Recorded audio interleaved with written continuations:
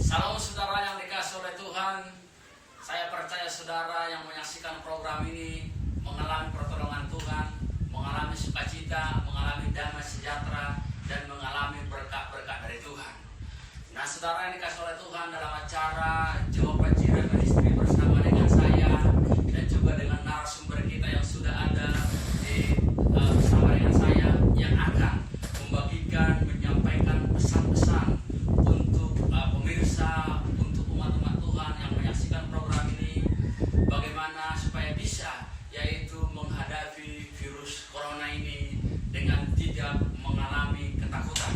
Oleh karena akhir-akhir ini sudah banyak di luar sana, bahkan juga anak-anak Tuhan yang mengalami ketakutan. Tetapi Tuhan rindu bagaimana supaya kita bisa kuat, kita bisa keluar sebagai pemenang dari masalah yang terjadi saat ini. Nah, bersama dengan saya yang sudah ada narasumber kita, yaitu hambanya Pendeta Babri Terputar yang sudah dipakai Tuhan dengan luar biasa, yang akan menyampaikan pesannya bagi pemirsa, pesannya bagi kita, bagaimana rahasia untuk menghadapi virus corona supaya tidak ketakutan. Nah, apa pesan yang hambanya bisa sampaikan kepada pemirsa dan juga umat-umat Tuhan yang menyaksikan program ini supaya mereka tidak ketakutan dalam menghadapi virus corona ini? Ya, puji Tuhan, terima kasih buat hambanya kalau pada kesempatan ini saya diwawancarai supaya bagaimana umat bisa keluar menjadi menang dalam menghadapi masa sukar, yaitu dalam situasi virus corona saat ini. Hal yang pertama saya berikan tips itu adalah bagaimana gereja harus banyak berdoa. Gereja harus banyak berdoa. Jadi ada suatu peristiwa di Taman Getsemani sebelum Tuhan Yesus disalibkan, dan di mana waktu itu Yesus tahu bahwa dia akan menderita sebentar lagi, lalu dia pergi berdoa selempar jauh dan memesankan kepada murid-muridnya supaya mereka juga berdoa. Tetapi ketika Tuhan Yesus kembali kepada mereka, lalu dia menjumpai mereka dan kedapatan mereka tertidur. Lalu Tuhan Yesus katakan, dapatkah kalian berdoa 1 jam saja? Jadi kalau mereka berdoa 1 jam saja sehari, maksudnya atau pada waktu itu, maka mereka bisa lepas dalam pencobaan. 1 jam saja Ya, berdoa. Jadi pemirsa, umat Tuhan, gereja Tuhan harus bisa berdoa 1 jam saja minimal dalam 1 hari.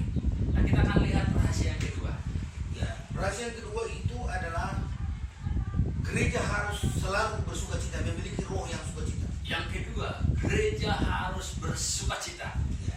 Filipi 4 ayat 4, Paulus pesankan kepada jemaat di Filipi, bersukacita senantiasa di dalam Tuhan. Sekali lagi kukatakan, bersukacitalah. Kata senantiasa yang perlu digarisbawahi. Jadi gereja harus senantiasa bersukacita, karena memang sukacita itu adalah hati yang gembira. Sukacita adalah hati yang gembira. Hati yang gembira adalah obat. Hati yang gembira adalah obat. Kata penulis Amsal. Itu kata firman Tuhan. Ya. Amsal ya. Ya, Amsal. Jadi dalam Amsal itu saya mendapatkan firman Tuhan.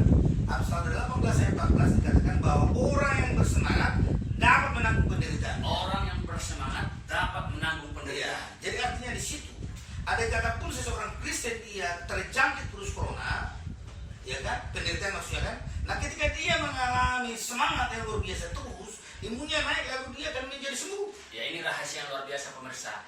Jadi kalaupun orang terjangkit virus corona, ketika dia mengalami sukacita, dia akan mengalami kesembuhan.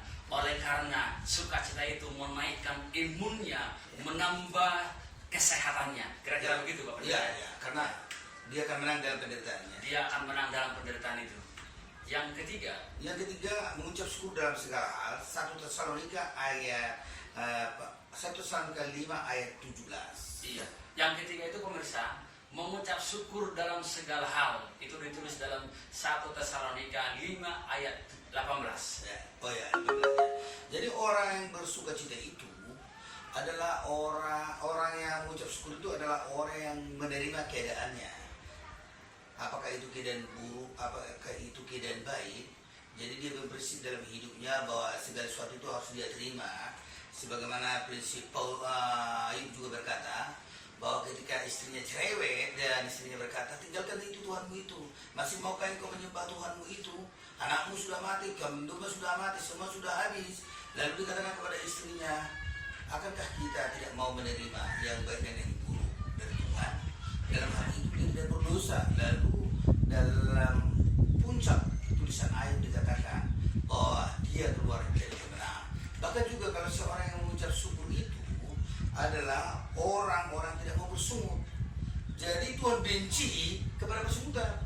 Bangsa Israel saja dalam 1 Korintus 10 dibunuh oleh Tuhan melalui malaikat maut karena bersungut.